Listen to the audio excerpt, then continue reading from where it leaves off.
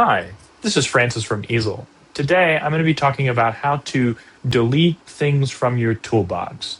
And this is a relatively simple process, but it might not be particularly clear. And this is just a tutorial on how to remove things that you might not be using anymore, or um, just getting rid of kind of clutter in your toolbox, making sure it's up to date. So you can click on Toolbox, and you'll be brought into a window that starts with the bit section, and you'll be able to see every bit that you have in your Easel Toolbox. Simply, to remove anything, just simply click on the three dots next to the bit and click on Delete, and that will remove the bit. Very similarly, for materials, you'll just click on the three dots next to the material title and click on Delete, and this will delete the toolbox material and bits from your toolbox. Have a wonderful day. To learn more, head over to easel.com.